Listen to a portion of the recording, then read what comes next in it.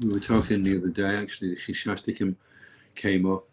And it's interesting because Lord Chaitanya is kind of predicting what's going to happen to you in those 8 Śikṣāṣṭaka verses. So the first verse is, glory to the Sri Krishna Sankirtan. It cleanses the heart, gives you this benediction, it gives you the taste for which you're always anxious. It's so fantastic. And you're like, okay, Haribol. Then the second one, but I'm so unfortunate I have no attraction because I'm making offenses. So the first stage of Krishna consciousness, you come, you find up, you start taking it up seriously, and then you start realizing, actually, I'm quite offensive, and I'm not really getting much of a taste out of this. Initially you do, but then later on, the offenses catch up with you. So then you're not feeling so enthusiastic anymore, and then you start feeling really humble, you start feeling really unworthy and really unqualified. And because we're not really aware of what humility feels like, we're thinking that I'll be really humble and I'll just be hugging trees and rolling on the ground and crying. But that's not actually what it means. Humble means you really do feel like you're lower than anybody else. And humility is a heavy weight to bear. So on that third Śikṣāṣṭaka prayer, that's where a lot of devotees just turn their back on the bhakti marg and walk off to go and do something else because they can't bear the weight of humility. Why would you say so? Why do you think it's so difficult to actually be humble?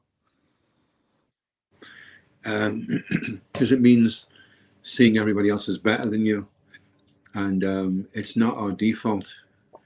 It's not how we've been conditioned by the material energy. Everyone is competing against everyone else to try and be better than them.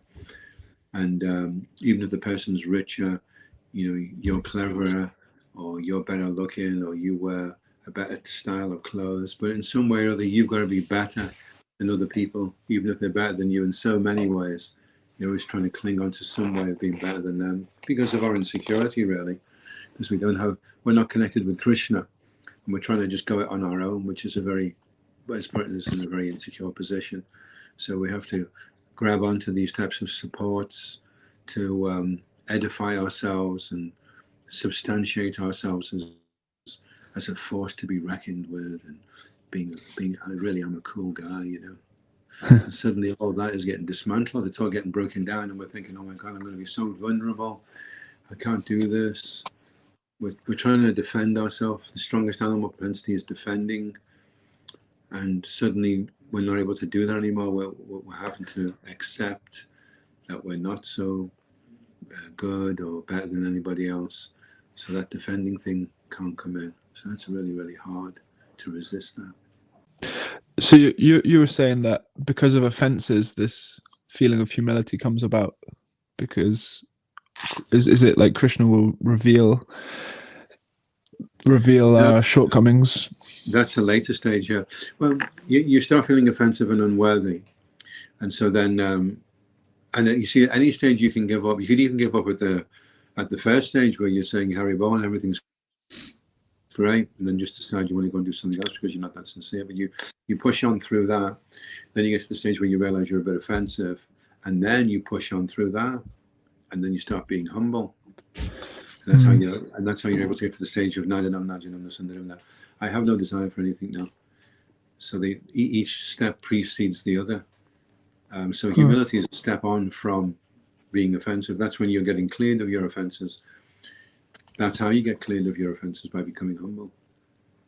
It's interesting because humility, it's like painful on one side, but if you sometimes you like actually sit down into the humility, and you just feel like a relief, because it's like, oh, no longer have the weight of this like false ego on top of me. Yeah. I'm actually in my position now, and it's like there's a weight off.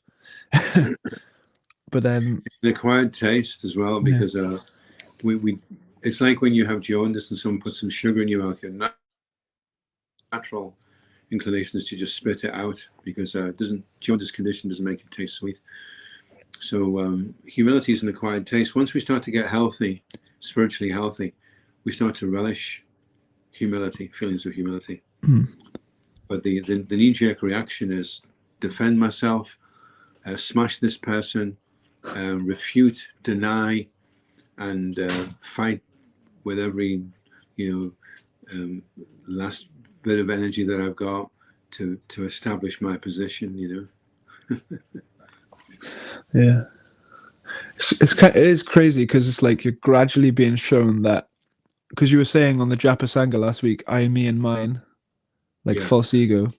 You're gradually being shown that sense of me, who I am, that you think you are, is not you, and like it's kind of like, it's uncomfortable because it's like something that you've been sort of cultivating your entire life, you know, ever since you came out the womb, and your mum's telling you, oh, you're this person, or you know, like it's really uncomfortable. Yeah, it's interesting. Satsvarupa Maharaj was approached by a devotee, and the devotee was feeling pretty upset, and he said, I said, I'm just so proud, and you're just so humble, and I'm just so much not like you, and I just become so discouraged because I'm just so deeply rooted in being proud, and I'm so the opposite of what you're like. So Satsvarupa Maharaj turned around and he said, well, I've always been like this. Even before I became a devotee, I was very humble. He said, so you've always been like that, so just use what you've got in Krishna's service. Yeah, so I guess it's not so much a case of just like destroying your identity. Like, I guess it's... yeah, and also you may have a superficial idea of what being humble is as well. Humble means that you push on with your Krishna consciousness no matter how difficult it gets. But that doesn't... You see, the whole thing is we're trying to align with what the philosophy means, and we're trying to understand what is real humility. What does it actually mean? Like Srila Prabhupada, he was very powerful, very positive and forceful. And some would say, oh, he doesn't seem very humble. He's just called me a rascal, and he's called this society of dogs. And in so many ways, he's like very, very heavy, you know. But he was very humble. But you may not, if you're a very shallow person, you may not be able to appreciate that humility. Yeah, because I guess there's a fine line between humility and like a sense of low self-esteem, like as well. Like I think it's very, very easy when you first get shown that you're not the top of the tree, you know. It's really easy to go into that mode of just lamenting, like I'm worthless, I'm a worm in stool, I'm so useless, I can't get out of bed, there's no point to anything, you know. It doesn't necessarily mean that it's like as you become more proficient at being humble, then this doesn't become a barrier to you making increased and more enthusiastic endeavors to push forward in your spiritual life. It doesn't necessarily have to mean that. It's how you're going to react to that, because you could think, wow, this is a great opportunity now. I always find when I chant in this helpless mood, I really get into my japa. So as soon as you start feeling these feelings of unworthiness coming on, and sadness and discouragement, then you run for the bead bag, because you know, my chant is going to be so good right now, because whenever I chant in this state of mind, Krishna's always really kind to me. Yeah. It's interesting as well, like occasionally like you get exposed like that, your false ego gets exposed, and then you have to give a class or you have to do a kirtan, and it's like the class came out better than what it would have come out if you were still your normal proud self, you know what I mean? Because you feel so useless. It's like Krishna was more happy to use you in that circumstance than when you're proud as punch. Is there a way we can cultivate humility, or does it come about of its own accord? It's better if you can associate with someone that is actually really humble. And if you become fascinated by that, and you're looking at him and thinking, how would he have to think to speak and behave like that? And you start trying to tap into the process, the thinking process, and how he's processed the philosophy and come up with this conclusion that he's insignificant and completely dependent upon the Lord, you know. So association is, and it's always very fascinating for the mind to associate with someone that's really humble, because it's such a rare occasion in the material world to meet somebody that's really humble, you know, self-demeaning, unassuming. Like we were just saying before, that devotee Deva Prasta, he's got that natural humility there, and so he's a very, very attractive person to be with. You feel very comfortable. You don't feel like you're going to be judged. You feel very much like you're being accepted. So then that becomes empowering, and then we can also do that to others as well. We can encourage others by being in that same way, you know. Yeah, it is incredibly attractive. It's like it's like an opulence, isn't it? Humility, like, and when like sometimes if you're around some of these really humble devotees, it just makes you melt. It makes you feel so comfortable, and you know, it's like it's such a precursor for heart-to-heart communication as well. Because if you see everybody in a pub, they're all waiting to say their bit, and none of them really connect with what the other person's saying, because they just want to say what they want to say, and the other person's talking about the Queen, and he's waiting, and as soon as there's a gap in the conversation, he says, "Yeah, and the fish I caught was 5 foot long. It was massive," and like everyone's like, "Well, what's that got to do with anything?" But he doesn't care. He doesn't want to hang around waiting for the subject of fish to come up to say that. He just wants to ram that round everyone's throat. And if it's got nothing to do with anything else, they're saying, who cares, as long as he's getting to say it, you know. Whereas with humility, if you're in the association with someone that's very, very humble, it's amazing to speak and feel like you're being heard. It very much empowers you to express yourself, and in itself, actually, just listening to somebody humbly is the therapy in itself. The person may have so many problems, and he's just explaining them to you, and he realizes you're actually listening to him, and then he starts to see a solution to his own problems. Yes, and I'm always fascinated because all devotees, even a devotee that's not particularly humble in the devotee community, they're naturally more humble than your average materialist. Like when you're on Sankirtan and you just speak into a person, you can feel that they're waiting to say their thing, and you know, like devotees generally. Yeah. There's a story. There's two Brijbasi couple, Ma and Babulal, and they stayed at Kusum Sarovar. Babulal has passed his body now, and Ma is still alive and still there. And anyway, he a few years ago he left his body, and Ma was being really nasty to him, really like harsh, and he knew what she was doing. I don't know whether he told us or Ma told us, but she didn't want him to have to come back. She wanted to make sure this was his last life. So she wanted to get rid of any last attachment that he may have for her so that he would go on. So that was a real humble thing to do, because she may have been feeling upset that he won't love her as much now, won't have as much affection for her now, because she's taken on this nasty role. Yeah. But she was doing that just as a device to free him from any last entanglements that he had there, which was a real chaste wife, a real sign of love, and a real act of humility. But not something that you would appreciate superficially. You know, you'd have to go very deep into what the person's intentions were.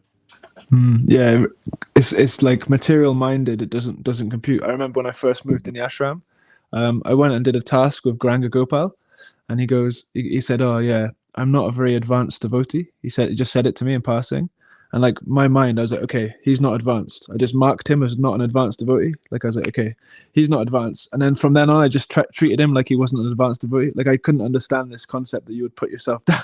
So for like 3 or 4 years, I just wouldn't listen to him, because I was like, why? You're not advanced. Like, but it's interesting. Like we're just not trained in humility at all. Like we're trained to try and boost our ego as much as possible, and well, at least me anyway.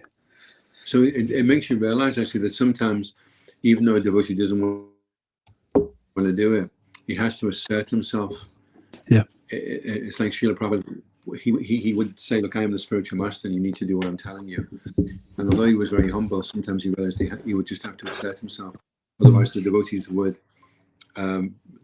breed familiarity, and they would lose respect for him, and that would be detrimental for them.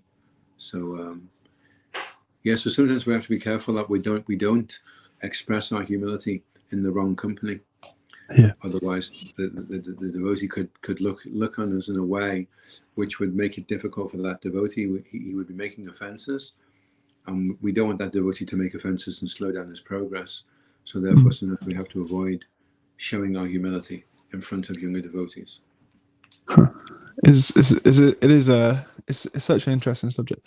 Yeah, it's the same with my mother. If ever I say some kind of humble statement, not really humble, but just like I'm not the best in the world. She's like, no, you are the best in the world. Just you can't be speaking like this. Like she can't compute it. I don't know if you know the story. Some devotee said to Srila Prabhupada, "I am your most fallen disciple," and Srila Prabhupada said, "You are the most nothing." Yeah.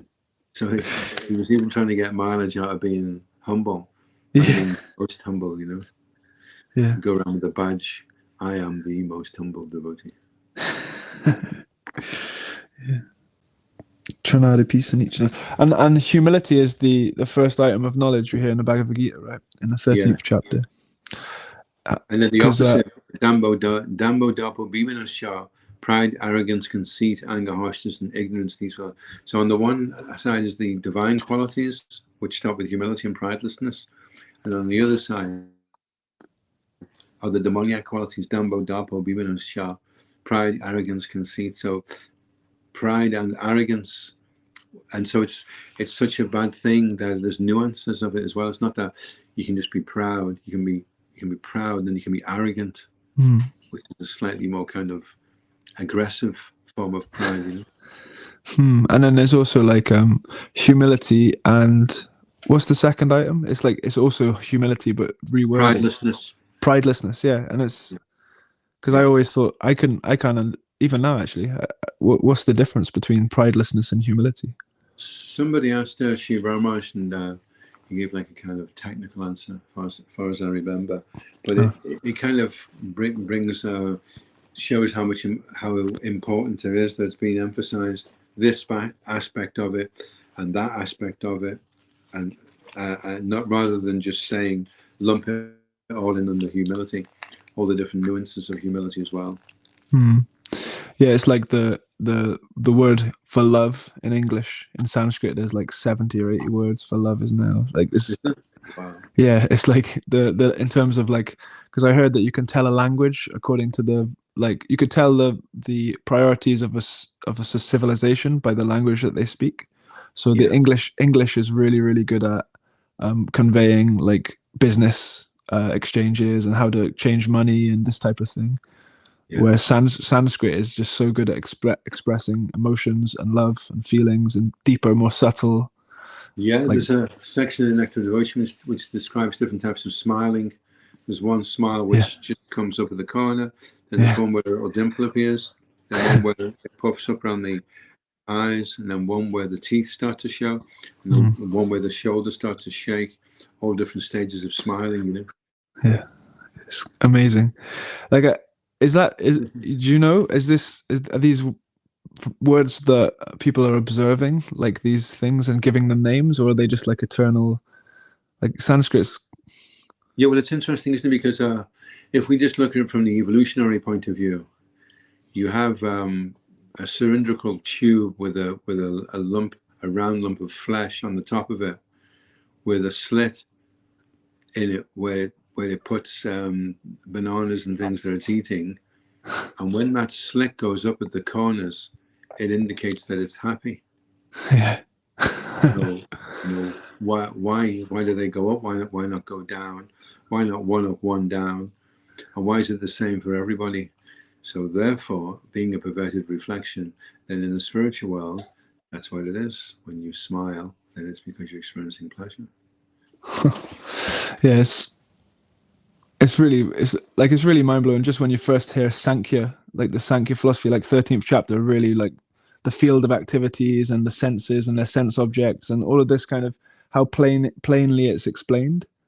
It's just like there's nothing that matches it in simplicity and complexity. Like and it's interesting that the way to disentangle yourself from the field of activities is by humility. Yeah. So the door into the material world is pride, and the door out is humility. Huh. Yeah, and humility, you can, when you actually read about the universe and the size of the universe and like where it came from and how many universes there are and how small you are and how many living entities there are. Well, Like, I heard that the Russians, when they first went up into space, when they came down, they had to get counseled because the sense of insignificance was crushing. To realize that there's trillions of specks and they're a speck on a speck. Yeah. And they have absolutely they're of no consequence. Even if this planet, never mind themselves, if the whole planet went up in smoke, it wouldn't even register. No one would even know in the vast expanse of the universe.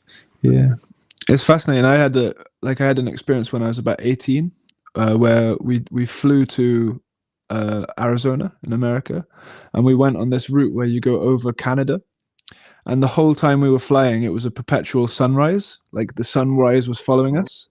Wow. And I remember I was by the window and I was staring out the window, and I was looking at the frost particles on the window and the intricacy of the frost particles, and then I was like focusing on the tundra that was in front of me. Like it's a completely vast frozen, like as far as the eye can see, for 6 hours of traveling at 500 miles an hour. And then we ended up in Arizona, and I remember I was with my dad in the department store, and I just had a complete like panic attack. Like, oh my God, I'm so insignificant. How am I here hearing these American accents?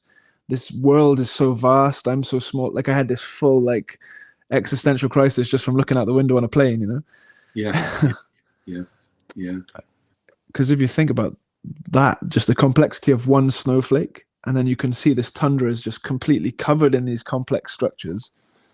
It's just... So that's our problem. We're insecure when we realize our insignificance.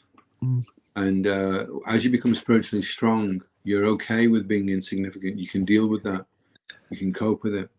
And it's a state of consciousness which takes time to train, to be able to bear that overwhelming reality of how insignificant you are. You know, Mother Yashoda is looking in Krishna's mouth, and she sees herself in the mouth, then she sees the village, then she sees the planet, then she sees the universe, and then there's other universes, and then she's just becoming overwhelmed because I'm totally tiny and insignificant, and yeah, I have the summum bonum of everything sitting in my lap. So it's so disorientating. Yeah, it's amazing, and that idea of it takes time for the humility to sink in. It's like, because when you first come around Krishna consciousness, you read the philosophy and you start preaching it like you know it, but you haven't really realized it. Yeah. You know, so it's that time element. Like it's the jnana plus the practice over time. Then gradually it becomes more and more steady, more and more revealed, right? Yeah. It's like that time factor. We become stronger at bearing the weight of humility and accepting our overwhelming insignificance and be okay with that, you know.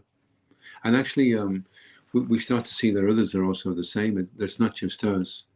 You know, that astronaut could have thought, well, I'm totally insignificant, but every single jiva is totally insignificant as well. We're all in the same club here. There's no one bigger or more special than I am in the entire universe. That's how Krishna, Hare Krishna. That's how Krishna crushed Lord Brahma's pride, wasn't it? Lord Brahma said, they said, "Oh, Lord Brahma's here to see you," and I think it was in Dwarka. And Krishna says, "Ask him which Lord Brahma." So he said, "Which one?" He goes, "You know, the father of the four Kumaras." And then he came in, and Lord Brahma says, "You know, what did you mean? Which Brahma?" And then Krishna smiled, and he manifested all the Lord Brahmas. And then Lord Brahma realized he was the smallest Lord Brahma. He had the smallest amount of heads than all the Lord Brahmas in the entire creation. And the other Lord Brahmas couldn't see anybody else. They were all bowing down and putting their helmets on the ground, and the sound was tumultuous for Lord Brahma because you could hear them all, but they could only hear their own helmets and see Krishna themselves, you know. Yeah, it's just so mind blowing. Like Lord Brahma, the most powerful being in the universe, unlimited universes as far as we can see, right? Like it's just unlimited universes filled with unfathomable amount of living entities. Like I've just been walking through the forest with my mother. Each tree is a living entity. Each plant is a living entity. There's birds and squirrels. There's all kinds of, and that's just it in one little tiny forest in Wales. Like, geez, like we are insignificant when you think about it. Yeah, it would be overwhelming, wouldn't it, if we were really aware? Oh, and at yeah. the same time, every single living entity has a unique relationship with Krishna. Nobody else can please Krishna in the way that you can. Just like there are so many shades of color between black and white, and all those shades of color are unique, and there's only one that's just like that purple, then there's a slightly darker purple, and that's the only purple that's like this. So we're like so many shades of different qualities, and nobody else is quite the same color as us. It's kind of nice if you think about it. It can be quite comforting in some way. Like, okay, all of my problems and everything, it's not such a big deal after all. I'm not such a like, and that's when when you can sit into the humility, it can be comforting in that way. Yeah, it's a fact. Yeah, like I know Taraknath what's that? I was just saying Taraknath always talks about like when you fly up in an airplane and you look down at the buildings and you get real perspective on how small the buildings are. The higher we fly in spiritual life, the more insignificant the material problems and our little issues, mental issues become. But you said you can only fly as high as your wings can take you. So you have to gain that strength so that you can fly higher and higher and higher and get the real perspective on reality. It's funny because on the one hand, we're overwhelmingly insignificant, but on the other hand, we're overwhelmingly significant. Huh. And the reason how that works is Napariye Ham, in that book, Shivrama's, the theme is that the Krishna does not feel he can repay the debt, because the living entity just sells out to him completely, and Krishna cannot reciprocate with that because Krishna has to look after everybody. So he can never completely, solely 100% give everything he's got to just that one jiva, whereas the jiva can do that to him. So therefore Krishna, although he's the unlimited, that gets in the way of how he can reciprocate with something that's infinitesimal, that gives its entire being. So Krishna always feels indebted. Interesting. It's so beautiful and perfect, because if God was just like 75 billion miles high and you were having a conversation with his toenail and you weren't even sure if he could hear you, then it would be so imperfect. But because God not only relates to us as the same as us, but he relates to us as he feels inferior to us, he feels insignificant to us, that's so perfect, Yeah. Well, I think that's a nice place to leave it for this episode. What do you think? Yeah. Nice idea. Okay, thank you. Thanks for your time. I'm trying to think of, I want like a catchy name for each of them, for each episode. Because this one you could just call humility, like one word names. Or the weight of humility. Can you bear the weight? Can you bear the weight of humility? Yeah, it's interesting how it could be a weight, isn't it? Yeah, it's crushing. It's like when you've been found out and you're totally embarrassed, you can feel your ego being crushed. Yeah, crushed. But it has to happen. It has to be crushed out of you, right? That's it. Yeah, it's part of the territory. If you want to get from A to B, then this is the territory you have to traverse. If you want to make a fine wine, you've got to crush a few grapes, and it's that kind of thing.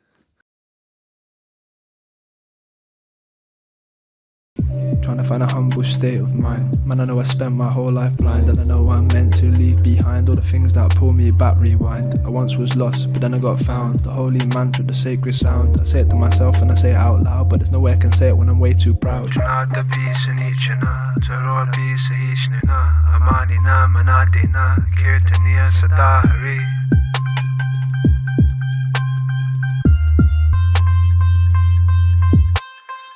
than a straw in the street, lower than below the devotee's feet, lower than the deepest part of the sea. Can you see I'm devoted to trying to heal? Lower than space, lower than the stars, trying to be lower than a blade of grass. I know I gotta stay, and I know I gotta chant, and I know I gotta pray, and I know I'm gonna last.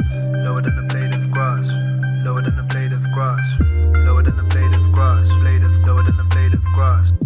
Lower than a blade of grass. Rules there ain't no hard nor fast. Choose this life and avoid disaster. Get out of bed and bow to your master. Don't expect respect, expect rejection, as you aim for life's perfection. And tolerate the pain of correction. Tolerate the rain, it's sense perception. Tolerate the hate, tolerate the grey. Tolerate the way that they say what they say. Tolerate the highs, tolerate the lows. Tolerate your foes and tolerate your mate.